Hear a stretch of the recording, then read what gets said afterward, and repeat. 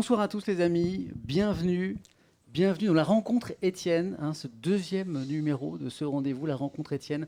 Je rappelle, c'est moi qui invite, mais c'est vous qui posez les questions à notre invité de ce soir, le Premier ministre Jean Castex. Bonsoir Monsieur le Premier ministre. Bonsoir Samuel. Comment allez-vous ? Très bien, et merci de m'avoir invité sur Twitch ce soir. Qu'est-ce que vous pensez de tout ça, de ce que vous découvrez ?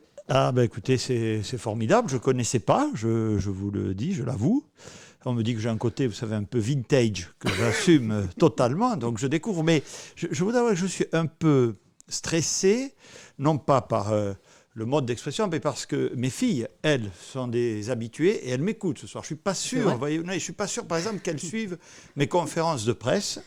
Mais ce soir, elles sont là. Alors, voilà, il faut que je me tienne particulièrement bien. Je crois que vous avez 4 filles, c'est bien J'ai ça ? 4 filles, oui.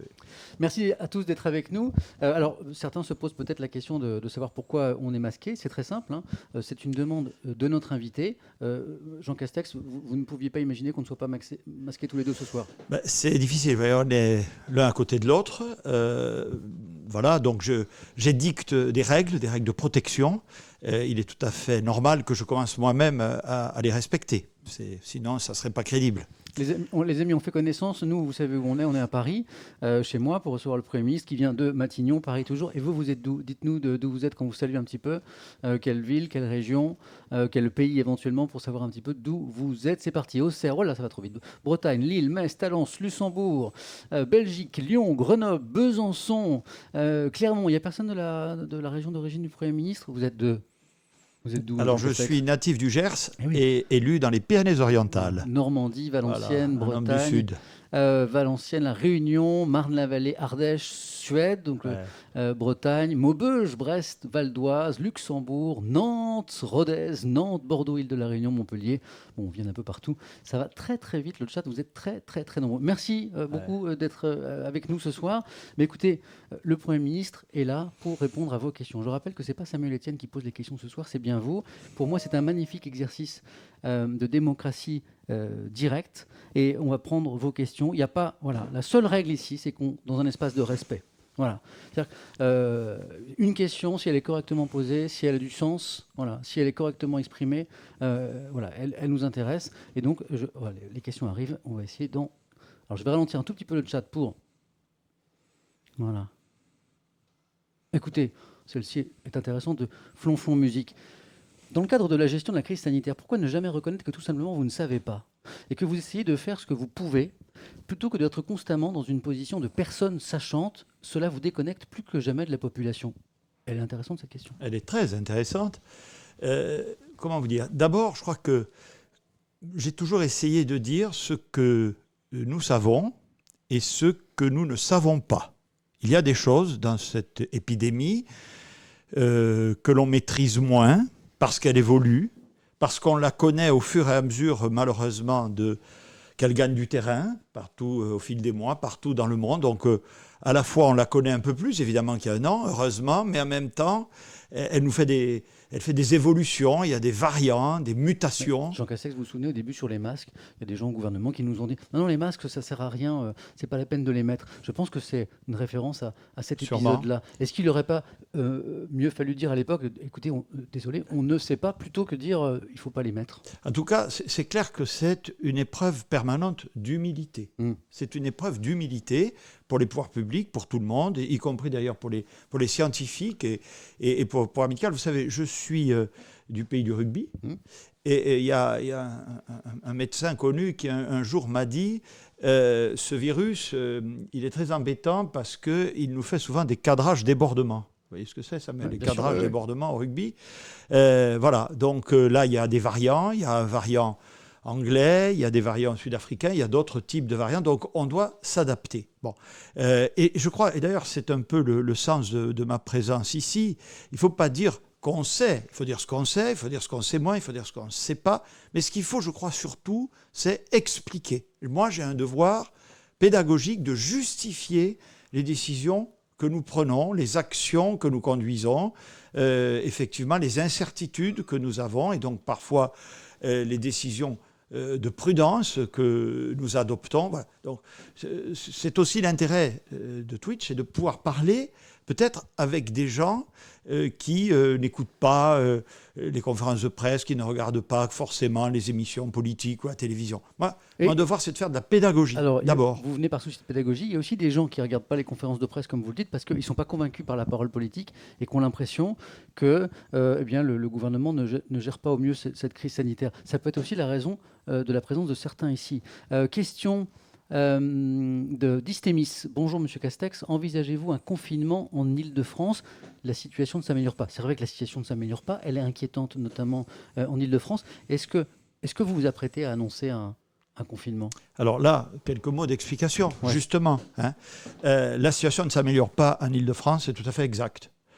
On voit qu'il y a un nombre de contaminations de plus en plus élevé, et puis surtout, j'y étais hier, j'étais avant-hier, les services hospitaliers sont très chargés, les services de réanimation, avec des patients qui sont de nombreux, qui sont rajeunis, dont la moyenne d'âge baisse, qui n'ont pas toujours des comorbidités. Bref, on a effectivement une situation vis-à-vis de laquelle on agit, mais qui pèse beaucoup sur le personnel soignant et qui est, cette question est tout à fait juste, inquiétante, et on ne s'en cache pas, on dit la vérité. Bon. En même temps, confiner, reconfiner, c'est un acte extrêmement fort, avec des conséquences très lourdes, il faut le voir. On a vécu un premier confinement où toute la vie s'est arrêtée, qui a permis de briser l'épidémie, mais qui a eu aussi des conséquences néfastes, y compris d'ailleurs sur la psychologie, sur l'état global de la société. Donc, l'économie est aussi affectée, mais la crise dure, et donc je crois qu'il faut ne recourir au confinement, qui n'est pas exclu, je le dis toujours, tout de suite en réponse très clairement à cette question, qu'il n'est pas exclu, mais il faut qu'on utilise toutes les armes à notre disposition pour éviter le reconfinement, compte tenu des conséquences qu'il a pour la population. Mais vous confirmez que pour la région Île-de-France, par exemple, il n'est pas exclu, peut-être dans les jours qui viennent, par exemple? Je ne l'ai jamais caché, j'ai toujours dit, vaccinons, protégeons-nous, testons-nous, faisons tout ce qui est en notre pouvoir. Chaque jour qui passe est un jour de gagné pour éviter ce confinement. Mais, s'il est nécessaire, comme on l'a fait ailleurs, comme on l'a fait avant, nous y procéderons. Bonjour Monsieur Castex. Question de Kangab. Pensez-vous sincèrement que le gouvernement fait son maximum pour les étudiants dans le supérieur? Ce matin, je lisais un article dans le journal du dimanche et quelqu'un disait qu'on n'avait pas du tout été à la hauteur sur la question des étudiants, qu'il y a des choses qui étaient envisageables, que certains, avant la crise, étaient déjà sous le seuil de pauvreté, que beaucoup avaient des petits boulots pour payer leurs études. Est-ce qu'on s'est suffisamment soucié des étudiants pendant cette crise? Le sentiment général, M. Castex, c'est que c'est non. Je vais essayer de vous convaincre, non pas que la situation des étudiants est facile. J'ai moi-même 2 filles dans l'enseignement supérieur, donc je vois... Mais on a fait le maximum. Alors je crois avoir fait le maximum. Le maximum, on peut sans doute toujours faire mieux. J'étais encore avec les responsables universitaires vendredi, c'est pas vieux, pour m'assurer de la mise en œuvre des mesures qu'on a prises. Si vous me laissez 5 minutes, je peux y revenir. Bien sûr. On a déployé quand même beaucoup de choses. C'est vrai d'abord que les étudiants, les jeunes en général, les étudiants sont évidemment particulièrement impactés par cette crise. D'abord parce que, comme dans la plupart, je le dis, dans la plupart des pays qui nous entourent, des pays européens, ils ne peuvent pas suivre, comme on dit, en présentiel leurs cours. C'est là quand même le premier dommage de cette crise sanitaire. On a estimé qu'il y a un trop grand danger à ce qu'il y ait des regroupements importants d'étudiants dans les universités. Pardon, mais on a laissé les enfants continuer à aller à l'école. Est-ce qu'on ne pourrait pas faire appel à la responsabilité des étudiants avec des mesures sanitaires strictes pour leur permettre d'étudier dans des conditions correctes? C'est une question que beaucoup d'étudiants se posent. Alors, d'abord, les études scientifiques montrent que la contagiosité des enfants, plus ils sont jeunes, est moindre, et notamment leur capacité à transmettre le virus, que les jeunes adultes que sont les étudiants. C'est ça le fondement même de la distinction. Deuxièmement, on peut arriver un peu mieux, c'est pas génial, mais un peu mieux à continuer à assurer la continuité pédagogique, les cours en distanciel, comme on dit, avec des étudiants qu'avec des enfants très jeunes dont la présence dans la salle est souvent la seule possibilité d'assurer un minimum d'éducation et de pédagogie. Donc il y a quand même une distinction entre les plus jeunes et les étudiants du point de vue sanitaire et médical. Bon. Donc on fait tout ce qu'on peut pour essayer, on l'a fait depuis le début de cette année 2021, pour assurer une reprise en présentiel pour les étudiants. Vous savez, un jour par semaine. Bon, et encore une fois, j'ai des statistiques très précises. C'est variable selon les universités. On voit que les universités scientifiques, les étudiants reviennent un peu plus qu'en sciences sociales. Mais enfin, petit à petit, chaque semaine, bon là il y a eu les vacances universitaires, on voit que le retour en présentiel dans des conditions extrêmement limitées des étudiants se produit.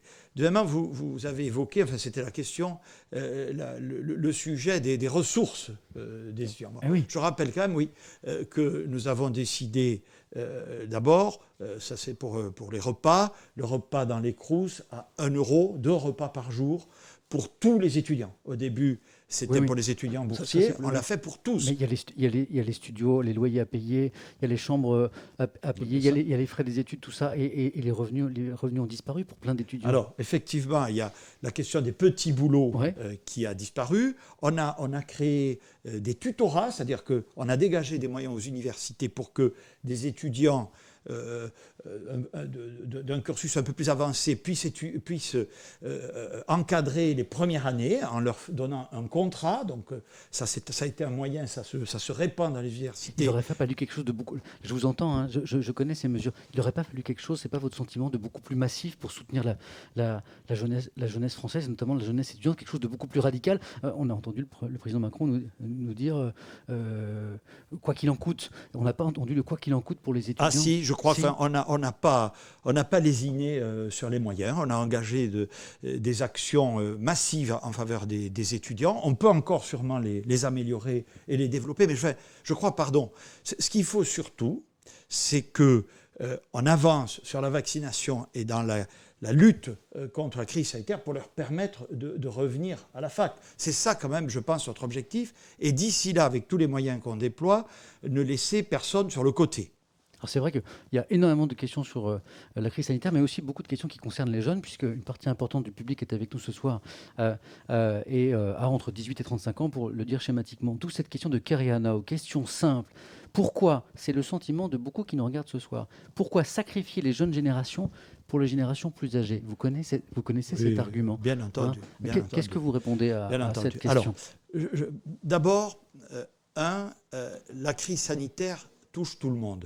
Je le répète. Mais il est vrai qu'elle touche surtout les personnes les plus âgées, qui sont les plus vulnérables à maladie. Mais je le dis quand même au passage à toutes celles et ceux qui nous écoutent, faites très attention, car ce virus touche aussi, il y a des jeunes malades, des jeunes gravement malades, des jeunes en réanimation. J'en ai encore vu hier en Seine-Saint-Denis, avant-hier à la Pitié-Salpêtrière. Bon. Donc cette crise, elle touche toutes les générations. Proportionnellement, beaucoup moins, soyons. Tout à fait. Mais la crise économique qui résulte de la crise sanitaire, elle touche surtout les jeunes. Donc, autant il est tout à fait logique que nous déployions des moyens pour protéger les plus vulnérables, jeunes ou vieux. Vous avez raison. C'est vrai que l'âge est un facteur d'aggravation à l'exposition à la maladie. C'est tout à fait clair. Pour les cas graves. Hein. Absolument. Et donc, il est normal. Il est normal, je le dis, c'est une question de solidarité de la société. Il est normal qu'on déploie des moyens forts, c'est le rôle de l'État, en l'égard des personnes qui sont les plus vulnérables. Bon.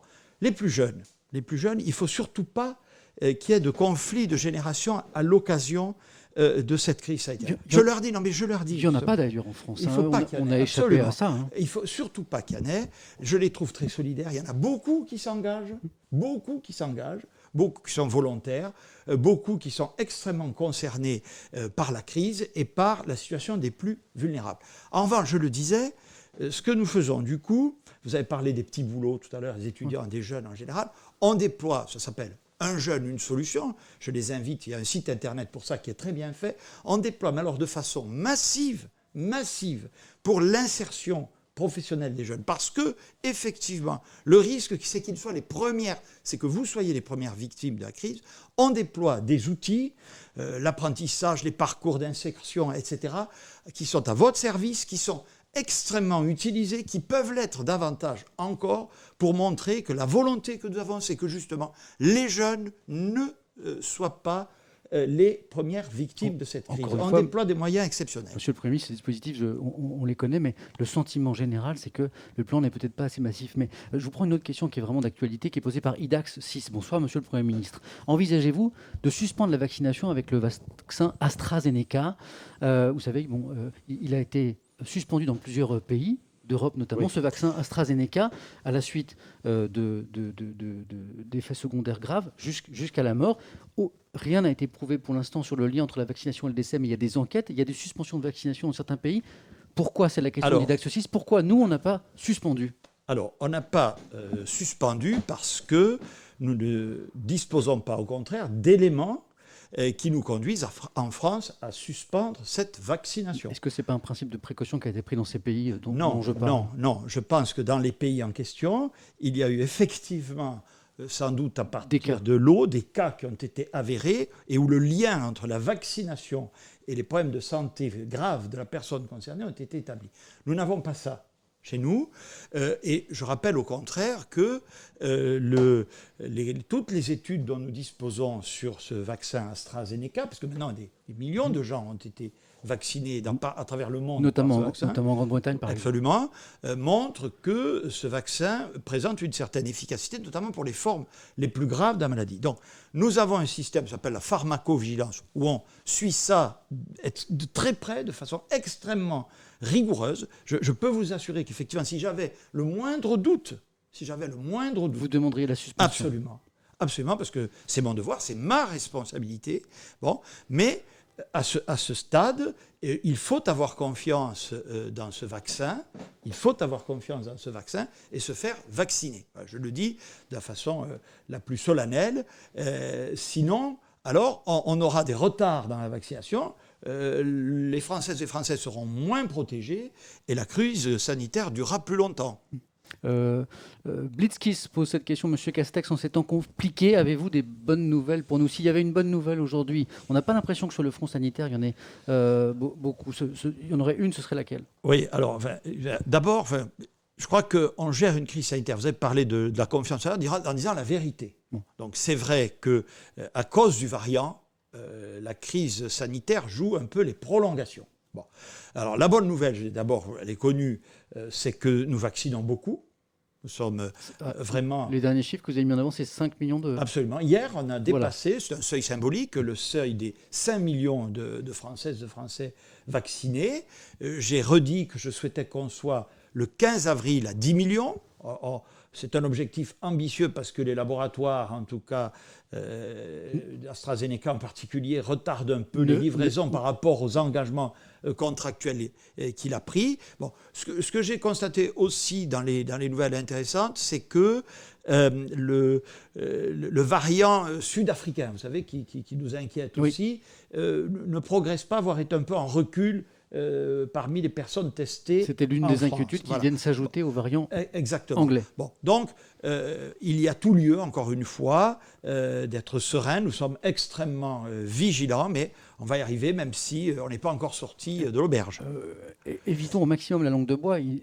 Ceux qui nous regardent ce soir nous y invitent. Par exemple, tout à l'heure, quand je vous ai parlé des masques, et je vous ai dit, est-ce qu'on ne peut pas reconnaître quand même des erreurs? Est-ce que parfois on n'affirme pas des choses? À un moment, le gouvernement, l'exécutif français, a dit aux Français, non, il ne faut pas porter les masques, plutôt que, on ne sait pas. Question de Dionysos Phoenix. Quelles mesures prises durant le premier confinement regrettez-vous? On a le droit de faire des erreurs. Est-ce qu'il y a une erreur que vous regrettez? J'étais pas en situation de responsabilité pendant le premier confinement. Mais est-ce qu'il y a vous, en tant que... À ce moment où vous avez été en responsabilité, est-ce qu'il y a depuis que je suis Premier ministre, pardon, je n'avais pas compris votre question. Est-ce qu'il y a une décision que vous regrettez? Franchement, que je regrette. Je pense qu'il y a des mesures qu'on aurait sans doute dû beaucoup mieux expliquer, parce qu'on a toujours des progrès à faire sur la pédagogie. On a fait d'abord des confinements territorialisés. On a fait un reconfinement, vous vous en souvenez tous, au mois de novembre, qui a eu ses résultats. Voilà, je pense qu'il faut expliquer encore, convaincre. On a sans doute des progrès à faire sur les relations avec les collectivités locales, avec les associations, avec toutes celles et ceux qui se mobilisent autour de la crise. Mais voilà, je pense que les pouvoirs publics, le gouvernement, l'État ont agi à chaque fois en fonction des données dont ils disposaient et ont pris les décisions, on va dire, les plus adaptées à cette situation. Jean Castex, même si vous n'étiez pas en responsabilité au moment de la polémique sur les masques, j'ai l'impression que vous ne voulez pas me répondre à la question. J'ai l'impression que vous ne voulez pas critiquer les équipes précédentes sur la question des masques, où quand même ça a été la première très, très grosse fausse note dans cette crise sanitaire. C'est toujours facile.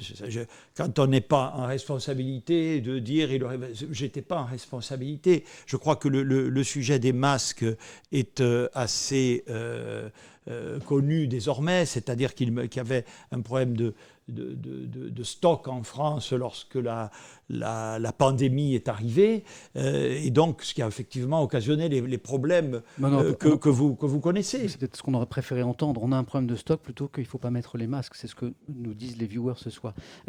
Une question sur la vaccination des soignants. Vous n'êtes pas sans savoir qu'effectivement, une partie importante des soignants aujourd'hui ne veut pas se faire vacciner. Est-ce que vous prenez une vaccination obligatoire pour les soignants pour protéger au mieux notamment les malades? C'est une question qui vient d'être posée. Alors c'est un vrai sujet, une vraie question. Ah, c'est important. Le taux de vaccination, première information des soignants, progresse. Il est remonté. Il remonte doucement. On était à un tiers seulement il y a quelques Voilà. jours. Aujourd'hui, vous avez une estimation? Alors je pense qu'on est autour de 40%. Il est encore extrêmement variable, à la fois selon les territoires et selon les catégories de soignants. Ça vous met en colère ou pas? Alors, ça me mobilise, oui, en disant, je comprends que mes concitoyens puissent s'inquiéter de ça et parfois, comme vous dites, être en colère. Mais enfin, être en colère, c'est pas... Alors, le Premier ministre, il ne faut pas qu'il soit en colère, il faut qu'il agisse, d'accord? Bon, donc, nous l'avons dit avec Olivier Véran, dans ces cas-là, n'oublions pas quand même que les soignants, c'est les soldats de la première ligne. C'est les soldats de la première ligne, c'est ceux qui sont au front. Bon. Donc, notre rôle, c'est d'abord de les convaincre, d'agir par la conviction et de leur dire, voilà, faites-vous vacciner. C'est un impératif national. Voilà. Faites-vous vacciner. Je le redis ce soir. Apparemment, on est entendu, ça progresse. Je suis toutes les semaines sur le terrain dans les établissements de santé, dans les établissements hospitaliers, et il me semble, en discutant avec les soignants que je vois, qu'on est dans la bonne voie. Il y a encore des réticences, il y a encore des réserves, mais je crois que le mouvement est bien engagé. Voilà. Et on a toujours dit que ce n'est que si nous n'y parvenions pas que nous pourrions envisager d'autres mesures. Mais je crois que voilà, l'idée, c'est quand même celle-là. On est dans une crise sanitaire. L'objectif, pour tout d'ailleurs, pour ce sujet comme pour les autres, c'est d'agir par la persuasion, par la conviction. Il faut que le peuple français dans son ensemble se mobilise. Et si l'obligation est nécessaire, elle l'est, évidemment. Il faut y recourir lorsque c'est nécessaire, mais après avoir utilisé tous les moyens à notre disposition. Les questions sont très nombreuses, Jean Castex. Elles sont toutes intéressantes, donc il est très difficile de choisir. Je remonte un petit peu, je ralentis un petit peu le chat qui est très rapide. On les regarde ensemble, Jean Castex. Alors, tenez, une question sur le secteur de la restauration, qui est très durement impacté. Lucratif. Bonjour, je suis cuisinier. Pourquoi ne pas autoriser les restaurateurs, alors c'est une proposition, à réouvrir en accueillant les clients en terrasse? Cela respectait les gestes barrières. Est-ce que pour la restauration, on a vraiment imaginé tout ce qui était éventuellement possible pour soulager le secteur? C'est la question du lucratif. Oui. Alors, d'abord, je commence par vous dire que tout ce qu'on ferme, c'est un crève-cœur. Bon, et puis moi, je peux vous dire, vous ne me connaissez pas, Samuel, mais fermer pour moi des restaurants, des bars, c'est très douloureux. C'est très douloureux parce que je sais bien que c'est un art de vivre à français, c'est des lieux de convivialité, c'est pas simplement un secteur économique dont nous parlons. Bon. En même temps, on sait que c'est le lieu avec les domiciles privés où on se contamine le plus. Voilà. Bon. D'ailleurs, ça, vous en êtes assuré? Ah oui, vous avez des oui, études qui vous le disent? Bien sûr, des études nationales, internationales. D'ailleurs, un peu partout, les solutions sont les mêmes, c'est-à-dire des solutions de fermeture. Bon. Alors, on prépare avec la profession, je le dis à l'auteur de la question, les protocoles de rouverture des restaurants. Je sais qu'on est en train d'y travailler. Absolument. Je les vois très souvent, là aussi, les représentants de la restauration, de l'hôtellerie, des cafés. Et dans ces protocoles de réouverture, pour aller droit au but, il y a effectivement l'idée de pouvoir, dans un premier temps, ne rouvrir que les terrasses. Eh bien, vous n'a pas échappé que c'est aussi un peu lié aux conditions climatiques, sinon ça n'aurait pas grand intérêt. Mais effectivement, cette solution, qui d'ailleurs, je le sais, est pratiquée dans quelques pays aujourd'hui, mais ce qui est certain, c'est que à ce stade, le niveau de la maladie, ce qu'on appelle le taux d'incidence, est encore trop élevé pour que nous puissions mettre en œuvre ce genre de solution. Je vois énormément de questions sur la crise sanitaire et c'est bien normal puisque pour la première fois ici, vous avez un homme en responsabilité, donc vous lui posez des questions. Mais il y a aussi des questions sur vous, Jean Castex. Pourquoi, je remonte un petit peu, pourquoi le président vous a choisi, vous, de demander un viewer pour faire face à cette crise? Vous en avez parlé. C'est une question qu'il faut poser au président de la République. Oui, mais il vous l'a dit. Pourquoi vous on est en guerre contre le Covid-19. Oui. Donc il vous a choisi, vous, c'est pas par hasard. Pourquoi il vous a choisi? C'était le sens de la question que je viens de lire. Enfin, sans doute parce que vous vous souvenez que je m'étais, avant d'être Premier ministre, occupé du déconfinement, dans le fait que je connaisse bien ce sujet a dû peser dans sa décision. Maintenant, je pense qu'il faut plutôt interroger le président de la République parce que moi, je suis, comment vous dire, toute ma vie, j'ai été maire. J'ai eu des responsabilités, on va dire, d'intérêt général. Je me suis battu pour le service public, pour mon pays, quelque part, voilà. Et donc, en tout cas, ce que je peux vous dire, c'est que quand cette haute fonction m'a été proposée, bien sûr, je l'ai ressenti comme un honneur, mais un honneur particulier, justement parce que notre pays est en crise grave et que, donc, mon souhait de le servir n'a jamais été aussi fort. Jean Castex, on a vu une question sur les restaurants, question sur les lieux de culture de DD Streaming. Oui. Pourquoi s'obstiner à fermer, la question vient de passer, pourquoi s'obstiner à fermer les théâtres, les cinémas? Vous avez vu comme moi la cérémonie des Césars avec l'appel du monde de la culture qui dit, mais comme pour les restaurants, il y a d'autres solutions possibles. On aurait pu imaginer des protocoles sanitaires extrêmement stricts pour, malgré tout, que les cinémas, que les théâtres, les lieux de culture restent ouverts. Et on a eu l'impression, enfin certains ont l'impression, que finalement, on n'a pas pris la peine de réfléchir, de se décarcasser et on a dit écoutez, on ferme, c'est plus simple. C'est pas le cas. Non, on ne ferme pas parce que c'est plus simple, ni les cinémas. Oui, mais je suis là pour m'expliquer. Je parle beaucoup au secteur de la culture. J'ai encore reçu la semaine dernière leurs représentants, en tout cas une partie d'entre eux. On ferme parce que on considère qu'il y a des conditions sanitaires qui ne permettent pas de laisser ouvert. D'ailleurs, je dis à ceux qui nous écoutent, aujourd'hui, là, au moment où on se parle, 80% des citoyens européens, 80% ne peuvent pas, comme en France, se rendre dans un cinéma, dans un théâtre, dans un lieu culturel. C'est tout à fait regrettable, dommage, on est là au cœur de cette crise c'est généralisé. Bien sûr, qui nous impacte très fort à toutes et à tous. Vous vous rendez compte, on a parlé des restaurants, on parle maintenant de la culture, c'est dire comme cette crise est vraiment impactante pour notre vie quotidienne. Mais là aussi, on travaille avec eux à des conditions de réouverture. Et puis surtout, je ne l'ai pas dit pour les restaurateurs, je le redis pour les lieux de culture, il faut quand même que celles et ceux qui conversent avec nous ce soir ou qui nous écoutent sachent qu'on est, pour le coup, le pays d'Europe, sans doute, qui en faisant le plus pour indemniser, pour accompagner, pour préparer l'avenir, quoi qu'il en coûte. Vous l'avez cité, cette formule tout à l'heure. Du président Macron. Oui, elle s'applique.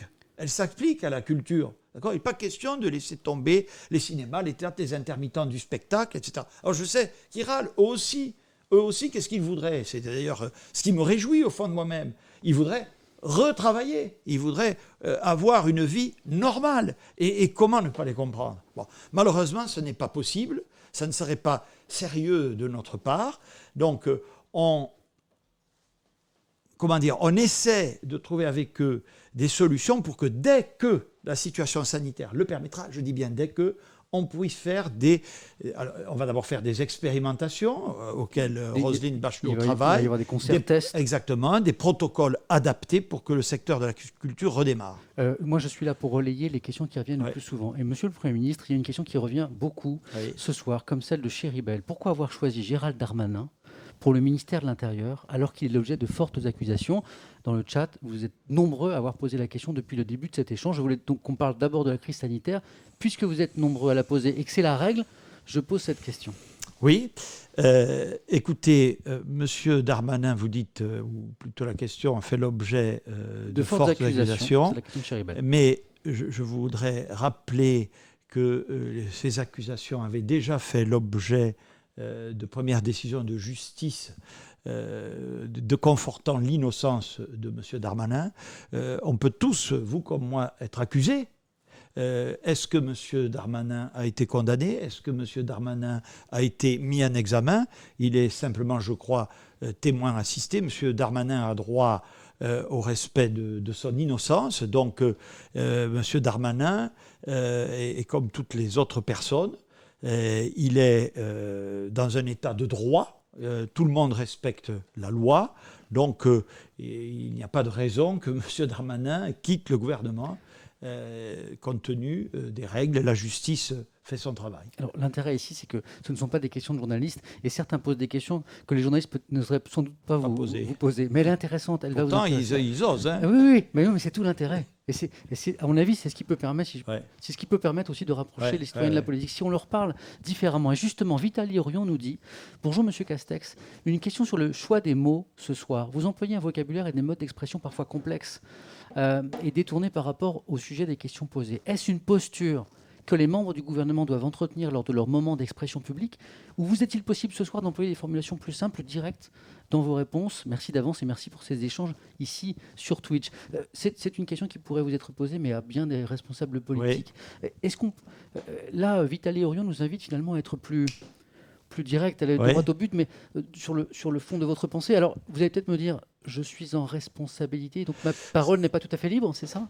Si, elle est tout à fait libre. Je pense surtout qu'il faut que j'explique. Je ne peux pas tout dire en un mot ou en une formule. Vous voyez, les choses sont un peu plus compliquées que ça. Donc j'ai besoin de m'expliquer et d'essayer de détailler les motivations qui sont les nôtres. Alors, j'essaie de le faire avec mes mots, j'essaie de le faire le plus simplement possible, et j'essaie surtout de dire les choses telles qu'elles sont. Mais ça nous emmène très loin, mais moi j'en suis le premier inquiet, mais comment vous expliquez, et là on prend un petit peu de hauteur, comment vous expliquez la fracture grandissante qui s'installe entre les citoyens et les politiques, qui s'exprime notamment par l'abstention grandissante à chaque scrutin. Est-ce que ça vous inquiète et comment vous l'expliquez ? Bien sûr que ça m'inquiète. Bien sûr que ça m'inquiète. C'est quoi la raison à votre avis ? C'est parce que est-ce que les politiques sont déconnectés comme on l'entend parfois ? Je pense que les raisons sont très nombreuses en réalité. Les gens, la population attend beaucoup des pouvoirs publics, beaucoup, et parfois sans doute a-t-on trop promis. Parfois a-t-on dit des choses qu'on était incapable de faire. Je parle de longue date, je ne parle pas d'aujourd'hui. Une forme de démagogie. Peut-être. Bon, donc voilà, moi j'essaie en tout cas, encore une fois, de dire la vérité telle que je la vois, telle que je la ressens en tant que chef du gouvernement, de ne pas forcément chercher toujours à plaire, voilà, parce que je pense qu'effectivement c'est ce discours qui précisément cherche toujours à coller, à séduire, qui peut entraîner ensuite des désillusions et donc une désaffection. Que je constate et que je regrette comme vous. Voilà. Ensuite, je pense qu'il faut retrouver beaucoup plus de proximité. J'ai été maire pendant 12 ans d'une commune de taille moyenne, exactement, dans les Pyrénées-Orientales. Voilà. Bon, là, ce sont des fonctions qui permettent d'aller voir les gens, d'aller s'expliquer, de répondre en permanence aux problèmes, aux difficultés que rencontrent nos concitoyens. Bon, et j'ai éprouvé beaucoup de satisfaction dans l'exercice de ces fonctions. On peut tenir plus facilement un discours de vérité au niveau local, c'est ce que vous êtes en train de nous dire. En tout cas, je pense que le niveau local, la proximité dont je me fais le porte-parole à chaque fois que l'occasion m'est donnée, et j'essaie de mettre en œuvre les politiques publiques par la proximité, les politiques gouvernementales par la proximité. La proximité, c'est une façon effectivement de lever des malentendus parfois, de s'expliquer, d'avoir une sorte de démocratie directe qui se fait, qui est beaucoup plus difficile évidemment au niveau national. Alors, bon, le chat file. Désolé, je sais que vous êtes très nombreux à à être très ennuyé et à me reprocher le fait que le chat n'est pas forcément accessible. Vous êtes plus de 80 000 et il faut que ce chat soit un minimum modéré pour qu'il soit lisible. C'est déjà très difficile de lire pour le Premier ministre et moi-même vos questions. Donc d'où ces mesures. Et encore une fois, ce n'est pas une volonté de filtrer ou d'encadrer, c'est juste que pour rendre le chat lisible. Voilà. On a beaucoup de questions sur l'école, on en a parlé déjà ensemble. Est-ce que c'est Willan qui nous dit, je ne sais pas si vous vous intéressez beaucoup aux questions de constitution, mais est-ce que la Ve République n'arrive pas tout simplement au bout? Elle est intéressante cette question de Willan parce que c'est peut-être un des éléments d'explication de la fracture. Peut-être que la Ve République, pensée par le général de Gaulle, n'est peut-être plus adaptée à notre époque. Et peut-être qu'il faut inventer quelque chose d'autre. C'est votre avis ou les institutions marchent bien? C'est pas mon avis, je le dis, non, c'est pas mon avis. Je pense que les institutions marchent plutôt bien. Je ne pense pas que ce soit elles qui sont à l'origine, en tout cas qui sont la cause de la désaffection pour le pouvoir politique dont vous parliez tout à l'heure. Je pense que ce sont des institutions qui permettent d'abord la vie démocratique. On vote beaucoup sur la Ve République. Les citoyennes et les citoyens ont l'occasion de s'exprimer. Je regrette d'ailleurs beaucoup. Mais on s'abstient de plus en plus. Oui, je le regrette. Je vous dis, c'est trop facile. On ne peut pas dire, voilà, je veux que les choses changent et rester chez soi. C'est pas possible. Tout à l'heure, on parlait de la vaccination obligatoire. Oui. Bon, vous savez qu'il y a des pays où le vote est obligatoire. Bon, je ne dis pas qu'il faut rendre le vote obligatoire, mais enfin, c'est une vraie question. Et tout de suite dans le chat, on vous dit « et le vote blanc qui n'est pas reconnu ». Alors ça, c'est quelque chose qui... Alors c'est encore autre chose. C'est encore autre chose. C'est une question qui m'est très souvent posée et je ne sais jamais quoi répondre. Pourquoi le vote blanc n'est pas reconnu? Parce que là, on se déplace pour aller voter pour un vote blanc. Oui, exactement. J'allais dire, c'est une piste intéressante. J'ai toujours pensé ça. Parce que, vous avez raison, quand on va voter blanc, on fait un acte citoyen. On s'exprime. On se déplace. Voilà. Donc c'est la participation physique, si je puis dire, des électeurs n'est pas altérée. C'est quelqu'un qui dit je ne me reconnais pas dans l'offre politique, mais je me déplace pour voter. Voilà, je me déplace pour voter. Bon. Donc, mais entre nous, reconnaître le vote blanc, c'est pas ça qui va foncièrement changer la face des choses. C'est peut-être l'expression d'un message vis-à-vis de la classe politique en disant... non, mais il faut qu'on recrée l'envie. Reconnaître le vote blanc, encore une fois, je n'y suis pas hostile par principe, mais on ne va pas au fond des choses. Comment on crée l'envie alors vous avez une idée ou pas? Alors, en tout cas, je ne suis pas certain, pour revenir à votre question, que le changement des institutions soit la panacée, en tout cas soit la réponse à cette désaffection de nos concitoyens pour la vie publique. Je pense qu'il faut que la classe politique, que les hommes politiques, les femmes politiques de ce pays soient en prise la plus directe avec nos concitoyens. Donc il faut aussi développer l'outil du référendum. On a fait des conventions citoyennes, c'est une innovation de ce quinquennat. Bref, il faut utiliser tous les leviers qui sont à notre disposition pour donner au peuple, dans sa diversité, l'occasion de s'exprimer. Mais vous qui suivez la vie politique de notre pays depuis longtemps, vous qui avez été élu local, vous dites pas face... C'est quand même gravissime de voir le taux d'abstention augmenter à chaque élection, et on va vers des lendemains qui sont même un petit peu inquiétants. Vous n'avez pas une idée forte à partager avec nous ce soir en disant, effectivement, il y a un problème, moi je pense que... vous ne pouvez pas juste dire, ça dépend des politiques proposées, on voit bien que ça ne suffit pas, il faut un électrochoc, il faut quelque chose de plus fort. Non, vous n'avez pas une idée? Alors si, moi je crois vraiment que d'abord, ça tient beaucoup au contenu des choses que nous faisons. Voilà. Il faut que nous soyons convaincants sur le fond des politiques que nous menons. Il faut que nous gérions bien la crise sanitaire. Il faut que nous relancions notre pays. Il faut que nous modernisions la France. Il faut que nous parlions dans les yeux à toutes les Françaises, à tous les Français, par une politique d'égalité des chances, par une politique de sécurité forte et équilibrée. C'est le fond des choses.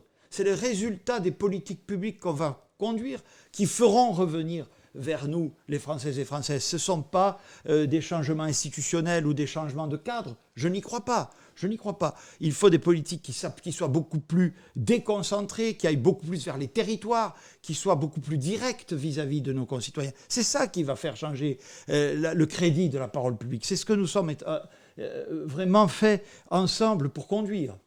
Beaucoup de questions sur la crise sanitaire, et du coup, j'y reviens un petit peu. Oui. Auguste, nous demande, bonsoir à tous les deux, merci Auguste, avez-vous vraiment l'impression que les applications Stop Covid et Tous Anti-Covid ont été efficaces? Beaucoup d'argent investi pour des résultats faibles.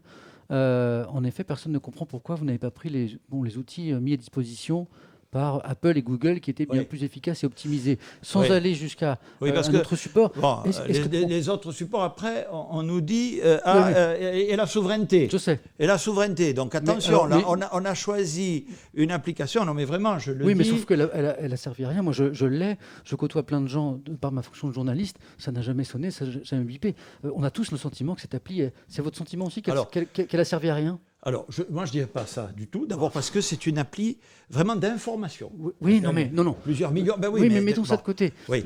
À la base, elle était censée nous prévenir, vous savez, quand on croisait le chemin de quelqu'un qui était... Incontestablement, ça n'a pas marché. En France ou à l'étranger, cette application ou ces homologues n'ont pas produit tous les résultats qu'on en attendait. Bon. Mais je crois qu'il quand même, écoutez-moi, il faut continuer. Je vous écoute, mais je lis les questions aussi. Et oui, pardon. Il faut continuer à développer cette application, à améliorer ses fonctionnalités, comme on dit, y compris protectrices. Il y a quand même, dans sa fonction de cas contact, de repérage des cas contacts, un certain nombre de résultats. Vous avez raison. Très faible. Mais vous avez raison. Je ne dirais pas très faible, mais insuffisant. Il faut les approfondir. Remontons les questions ensemble. J'essaie de ralentir un petit peu. Alors, j'ai beaucoup de questions sur le passeport sanitaire, sur les étudiants, mais on n'a pas. Oui, vous voyez une question. Ah oui, sur le Pas-de-Calais ? Je sais pas. Alors écoutez, c'est une question qui revient beaucoup depuis le début. Alors Ose nous la pose. Ça tombe bien puisqu'elle a été écrite à plusieurs reprises depuis que nous avons commencé cet échange. Qu'en est-il du Pas-de-Calais ? Comment expliquer ces mesures ? On pourrait parler d'ailleurs de la région de Nice aussi. Ouais. Dites invivables pour les habitants de l'Île-de-France, alors que dans ce département, les gens subissent. Les questions que j'ai beaucoup vues, Jean Castex, depuis le début, c'est pourquoi on ne reconfine pas l'Île-de-France alors que la situation sanitaire est quasiment aussi grave que dans le Pas-de-Calais, que dans les Alpes-Maritimes, que Nice. Et les gens qui ont l'impression, la question est beaucoup posée, qu'il y a 2 poids 2 mesures. Oui, et on me la pose souvent. Oui. Pas les premiers. Bon, alors d'abord, vous l'avez observé, on a fait à ce stade, tant que nous avons les données en notre possession, ce qu'on appelle des mesures de freinage, des confinements territorialisés. Oui. Bon. Alors, territorialisé, ça veut dire qu'on ne prend des dispositions que lorsque, dans tel territoire, il y a une situation sanitaire particulièrement dégradée. Pour éviter un confinement national. Pour éviter un confinement national et surtout pour limiter dans ce territoire la propagation de l'épidémie. Bon, on l'a fait, vous l'avez dit, d'abord dans le sud, enfin à Nice oui. et autour de Nice, oui. Et puis d'abord à Dunkerque et ensuite dans le Pas-de-Calais. Bon. Un mot d'abord parce que dans ces départements où nous avons aussi, bon je vois que la question dit c'est pas suffisant, mais enfin on a aussi mis le paquet sur la vaccination, c'est-à-dire on n'a pas fait que prendre des mesures un peu dures pour empêcher la propagation de l'épidémie, on a aussi mis plus de vaccins. Si je peux me permettre, la question c'est pourquoi est-ce qu'il n'y a pas de poids de mesure avec l'Île-de-France ? Alors, je voulais quand même dire que par rapport aux gens de Nice et du Pas-de-Calais qui subissent ça, leurs efforts payent. Bon, alors maintenant en Île-de-France. Alors pourquoi l'Île-de-France ? Parce que, je vais donner un seul chiffre, il y a ce qu'on appelle le taux d'incidence.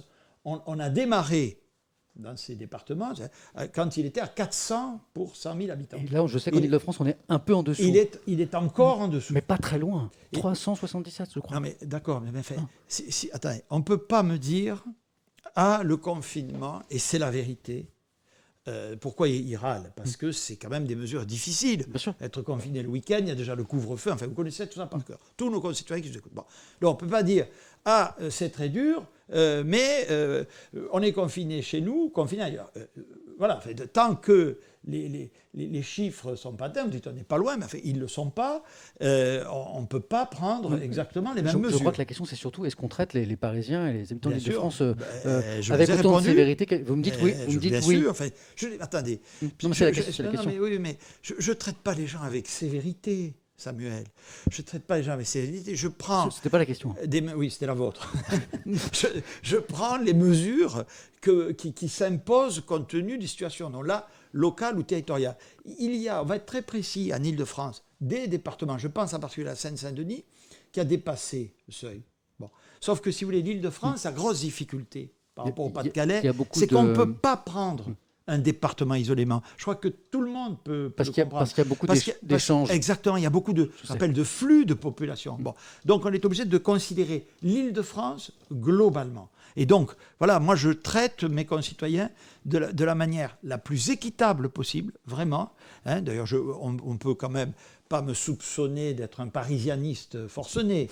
Bon, donc je traite tout le monde de la même manière, Confiner, c'est très dur. C'est ce qui explique aussi la réaction que vous citez. Et donc, encore une fois, il ne faut prendre cette décision que lorsqu'on a tout essayé. Et c'est ce que nous sommes en train de faire. Et quand je dis tout essayer, c'est nous, le gouvernement. Mais c'est l'ensemble de nos concitoyens, parce que la lutte contre la pandémie dépend un petit peu de chacune et chacun d'entre nous. Je reviens au fil des questions.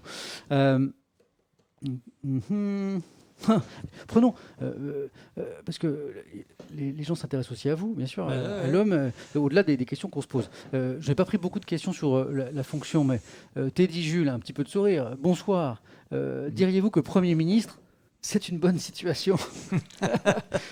Il y a peut-être mieux, non? Il y a peut-être des périodes où c'était un peu meilleur. Un peu plus tranquille, vous Un voulez peu dire? plus tranquille comme situation. Enfin, bon. Comment vous vivez?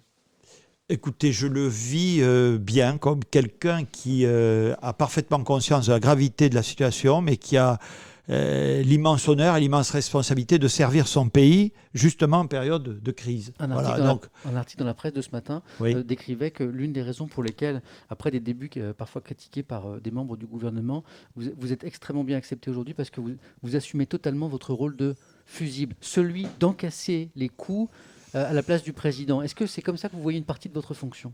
Enfin, je ne l'exprimerai pas comme ça, si vous permettez. Je suis là pour prendre les décisions que, sous l'autorité du président de la République, bien sûr, que la situation impose. Voilà. Et la situation est difficile. Alors évidemment, c'est facile de dire la situation est difficile, donc c'est la faute de celui qui doit la gérer. Celui qui doit la gérer, c'était les questions du début, il n'est pas infaillible. Je ne suis pas infaillible, mais je prends les décisions en conscience pour faire face à la gravité de la situation. Je ne cherche pas, pour le dire autrement, parce que le mot fusible, je ne cherche pas à plaire. Je ne cherche pas à plaire. Je l'entends, ça. Je cherche à prendre les bonnes décisions dans l'intérêt de mon pays. Il est question quand même, je vous le rappelle, de vie et de mort. On n'est pas dans un temps tout à fait normal. On est dans une période où notre pays, jeune ou moins jeune, ses habitants sont pleins de lassitude. Ils en ont marre. Moi, je comprends ça, mais ils en ont marre. Ça fait 1 an, là. On est presque à la date anniversaire. Ils en ont marre, comme toutes les opinions publiques européennes. Mais enfin, restons en France. Ils en ont marre. Bon. Donc, le Premier ministre, évidemment, c'est pas facile, parce que, ben oui, c'est lui, parfois, qui apporte ou qui apporte les mauvaises nouvelles ou qui prend les décisions qui sont dures. Bon. Mais en même temps, il faut, c'est l'intérêt de son émission, les expliquer pourquoi on le fait. La santé d'abord, mais aussi les autres critères qui comptent dans l'école, maintenir l'école, veiller à ce que notre économie ne s'effondre pas, penser aux conséquences psychologiques pour nos concitoyens des décisions qu'on prend. Donc voilà, il faut expliquer sans cesse, on est dans une crise, on doit se serrer les coudes, on doit plus que jamais être solidaire. C'est pas moi tout seul, c'est pas le gouvernement tout seul, c'est pas le président de la République tout seul qui vaincra cette crise, c'est tous ensemble qu'on va y arriver. Évidemment, nos responsabilités sont supérieures compte tenu précisément que nous sommes là où nous sommes. Une question qui revient beaucoup, écrite par Youth Russian 2 ou encore au Max ici, qui fait allusion au nombre de personnes décédées chaque jour en France, qui est extrêmement élevé. Et certains disent, ce qu'on fait là, notamment le couvre-feu à 18h, tout ça, c'est insuffisant au regard de la mortalité. On sait que vous avez été, lorsqu'il y a eu des discussions, des arbitrages partisans de mesures plus ferme, pourquoi pas de la fermeture des écoles ou d'un confinement plus strict. Vous me le confirmez ou pas? Moi, que j'ai été partisan de la fermeture des écoles? De solutions plus fermes et efficaces que celles qui sont en place. Est-ce que vous me confirmez que vous souhaiteriez des mesures sanitaires plus fortes? Je souhaiterais, Samuel, des mesures sanitaires plus fortes si l'épidémie continuait à s'envoler. Si l'épidémie continue à s'aggraver. Vous n'avez pas plaidé pour un reconfinement des écoles? Non, un reconfinement national à la place du couvre-feu à 18h. Vous n'avez pas plaidé pour cette solution-là? Que nous nous posions en permanence des questions sur la bonne mesure à prendre au bon moment. Non, votre position à vous, celle que vous avez pu exprimer lors de cette discussion. Ma position correspond aux décisions qui ont été prises. Et en particulier, je le dis et je le revendique devant vous, puisque vous avez évoqué la question du reconfinement des écoles, fermeture des écoles, c'est la dernière extrémité. Je ne vous dis pas, on l'a fait pendant le premier confinement. Je ne vous dis pas qu'il faut se l'interdire absolument, évidemment. Mais mettons tout en œuvre pour l'éviter. Parce que moi, je sais ce que ça entraîne comme conséquence de fermer les écoles. Je sais ce que c'est, tous ces gamins. Songez qu'il y a des pays européens où les enfants ne sont pas revenus à l'école depuis des mois, parfois 1 an. Je n'ose imaginer les conséquences de long terme que ça va avoir. C'est terrible de fermer les écoles. Voilà. Donc, il faut le faire. On adapte. Vous avez vu qu'aujourd'hui, par exemple, dans un certain nombre de lycées, c'est par demi-groupe, c'est 1 semaine sur 2. Enfin, voilà, il y a des modalités d'adaptation. Mais vraiment, la fermeture des écoles, croyez-moi, il faut le faire en dernier recours. Ça restera, d'ailleurs, l'UNESCO l'a reconnu, des forces de la France, de ne pas fermer les écoles, ou en tout cas de tout faire pour éviter la fermeture des écoles. Je reviens au fil des questions, je les remonte un peu pour trouver une question qui nous changerait un peu de thématique, une question à laquelle on n'a pas encore répondu. Alors, il y en a pas mal. Il y en a beaucoup.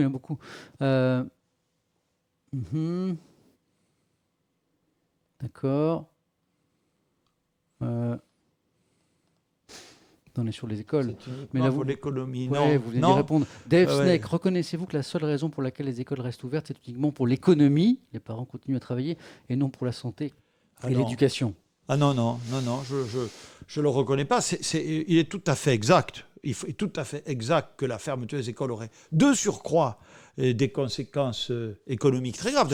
Entre nous, qui peut s'en réjouir que si on ferme les écoles, on a beaucoup de femmes, un taux d'activité des femmes qui est élevé. On a des familles, ce qu'on appelle des familles monoparentales, c'est-à-dire, soyons clairs, des femmes seules. Bon. Donc effectivement, cet internaute n'a pas tort. On a, si on ferme les écoles, on a un impact sur l'économie plus fort. Mais vous pensez que ce serait une bonne chose? Mais vous nous dites que ce n'est pas le premier objectif. Non, c'est un argument, soyons clairs, c'est un argument. Et il faut le revendiquer, parce que si l'économie s'effondre, c'est le chômage qui explose, et c'est une crise sociale très grave. Mais le premier argument qui s'oppose à la fermeture des écoles, c'est l'intérêt des enfants. C'est l'intérêt des enfants. Un enfant déscolarisé, c'est un enfant qui va rencontrer des problèmes immédiats et à venir. Ça, il n'y a pas de doute là-dessus. L'avantage d'être ici, c'est qu'on a des questions qui ne seraient pas forcément posées dans le cadre d'une interview de 5 ou 6 minutes, puisque nous, on serait allé que sur la crise sanitaire. Mais ici, comme on a un peu le temps, on a Osvaldo Morbray qui nous demande, est-ce qu'on peut imaginer en France envisager la légalisation du cannabis récréatif? Il y a quelques semaines, j'ai lu un article qui disait que ça pouvait être l'une des thématiques de la prochaine présidentielle, avec de nombreux élus, notamment en région parisienne, qui ont signé un texte. J'ai vu. Vous avez vu ce texte? J'ai vu. Pour appeler à la légalisation du cannabis récréatif en disant le tout répressif a totalement échoué, il faut tenter autre chose. Est-ce que c'est aussi votre avis? Non. Franchement, non, parce que je pense que les dégâts sur la santé sont beaucoup trop forts pour qu'on s'engage dans cette voie. Avec un contrôle, un monopole d'État, avec... Non. Non. Ne confondons pas avec le cannabis thérapeutique. Non, on parle bien du cannabis c'est bien du récréatif, pour être bien sûr d'avoir compris la question. Oui, tout à fait. Donc personnellement, je n'y suis pas favorable.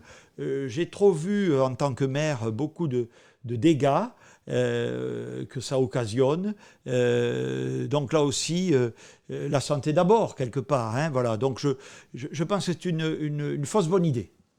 PAN-O. On n'a pas beaucoup parlé d'économie, du soutien de l'économie et des mesures en direction des salariés. PAN-O nous demande quand va être annoncée la nouvelle prime Macron pour 2021 pour les courageux qui prennent le risque d'aller travailler tous les jours.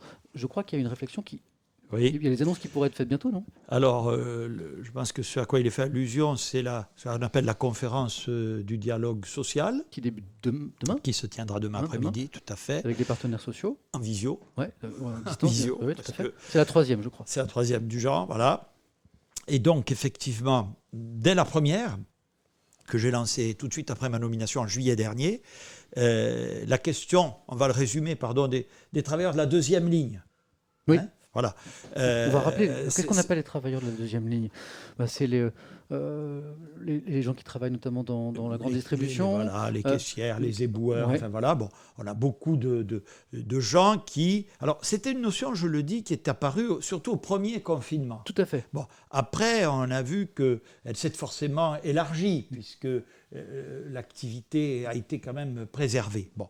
Mais en tout cas, c'est un sujet qu'avec les partenaires sociaux, nous avons mis au menu de ces conférences du dialogue social. Hein, nous discutons beaucoup. Et donc demain nous déciderons, nous préciserons comment, pour répondre à la question qui est posée. Sur une éventuelle prime. Exactement, ce qu'on appelle la prime Macron, effectivement, qui avait déjà été versée l'année dernière.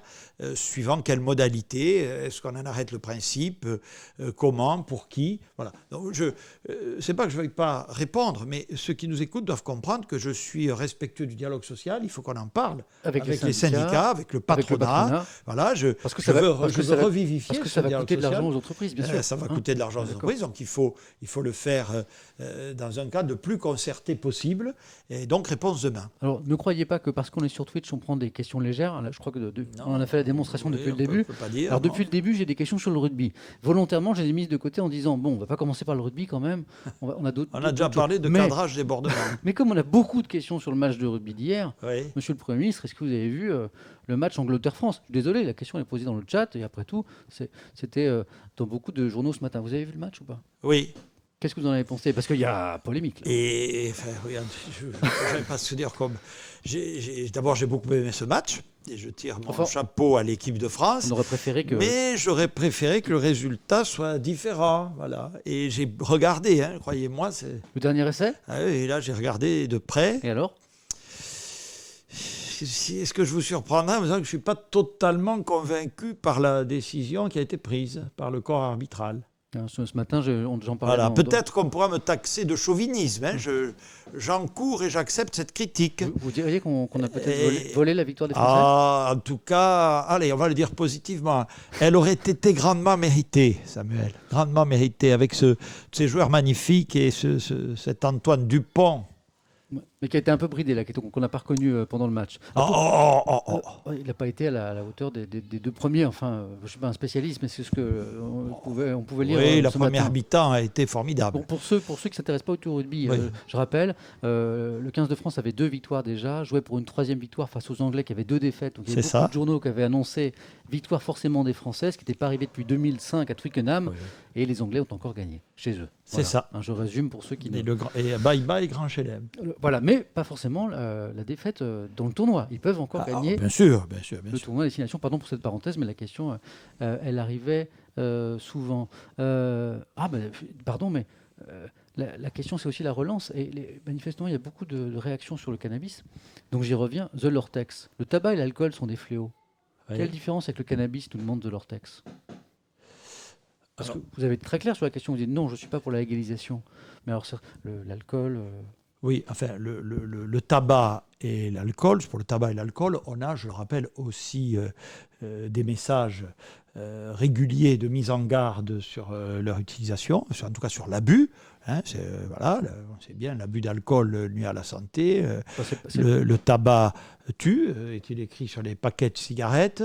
Voilà, donc... et puis, enfin, comment vous dire, d'abord, je ne les mettrai pas tout à fait sur le même plan, du point de vue des risques sanitaires. Et puis d'autre part, enfin voilà, je veux dire, c'est une question, c'est de dire, j'ai le droit de rouler à 180 km/h parce que j'ai vu quelqu'un qui m'a doublé à 200. C'est pas... Ça, je veux dire, c'est pas un raisonnement. Mais enfin, je pense quand même qu'il y a des différences entre les deux qui justifient cette inégalité de traitement. Basile Tartanou, vous définissez-vous comme un homme de droite, Monsieur Castex? Oui, je me définis comme un homme du centre droit, d'inspiration gaulliste. Vous citiez tout à l'heure le général de Gaulle, vous m'avez interrogé sur les institutions qu'il a créées, voilà, oui. Et aujourd'hui, vous vous situez comment? Parce que vous êtes toujours à LR ou pas? Non. Est-ce que vous êtes à La République En Marche? Non plus. Et alors, quel est votre statut politique en dehors de votre fonction de Premier ministre? Volontairement, vous avez pris du recul? Alors, je dirais, je vais là aussi le dire beaucoup plus positivement que vous, si vous permettez. Le recul, je n'ai pas l'impression que je suis en recul, je suis aux avant-postes. Recul ou hauteur, vous voyez ce que je veux dire? Oui, en tout cas, non, ce que je veux dire, c'est que j'ai été très séduit, surtout dans les circonstances présentes, par la notion de dépassement. Tout à l'heure, on a parlé de sport, enfin de rugby, mais c'est vrai du sport en général, un sport, il faut se dépasser. Bon. Et donc, ce à quoi nous invite, et m'a invité en particulier, puisque vous me posez la question, le président de la République, c'est une logique de dépassement, c'est-à-dire prendre un peu le meilleur des idées des uns et des autres au service du pays, essayer de réunir les compétences. Ça, c'est le postulat du président Macron que vous faites. Je m'y retrouve parce que je pense, en particulier dans les moments que nous traversons, qu'il faut essayer de jouer collectif, essayer de se dépasser et de travailler dans le plus grand rassemblement. Donc je me retrouve assez, en tout cas par rapport aux valeurs qui sont les miennes, je n'ai pas abdiqué mes valeurs, en aucun cas, mais je me retrouve bien, surtout dans les temps que nous traversons, dans cette notion de dépassement. Deux questions qui sont peut-être liées. Ross Le Rouge nous demande comment expliquez-vous le manque de confiance des Français dans la classe politique? On vous a posé la question tout à l'heure, Ross Le Rouge ne devait pas être avec nous. Vous avez répondu, c'est peut-être notamment parce que certains politiques ont trop promis, j'ai dit une forme de démagogie, vous avez dit oui, peut-être. C'est-à-dire peut-être pas un discours de vérité. Et du coup, question, et pour cette raison, vous n'allez peut-être pas vouloir répondre, de RX Max. Bonjour Samuel, bonjour Monsieur Castex. Pourrons-nous partir en vacances cet été? Ah ben j'espère bien. Vous espérez bien? J'espère bien. Sûrement que ce ne seraient pas quand même des vacances tout à fait complètement normales. Vous voyez, là aussi, je pourrais lui dire, ben oui, monsieur, voyons, pas de problème. Non. Est-ce que vous avez le sentiment que ce sera aussi libéré que l'été dernier? L'été dernier, on a eu l'impression qu'on était presque sorti de la crise sanitaire. Vous vous souvenez? Oui, je me souviens aussi, vous pouvez le retrouver, que je disais, attention, soyons prudents. C'est tout de suite après ma prise de fonction que j'ai pris des décrets généralisant et rendant obligatoire le port du masque dans l'espace public, dans les commerces. Là, vous nous dites qu'on s'est trop relâché l'été dernier. Et je ne sais pas vous aider. Dites-le nous. Un peu, on s'est trop... Mais en même temps, d'abord, écoutez, moi, je ne suis pas ici pour distribuer les bons et les mauvais points. C'est ce qui s'est passé. C'était un peu compréhensible. Non, mais c'est aussi... Il y avait eu cette première vague. Peut-être pour faire passer des messages. Voilà. Donc, la différence, je l'espère, entre l'été 2021 qui s'annonce, c'est la question, et l'été 2020, c'est qu'on aura vacciné.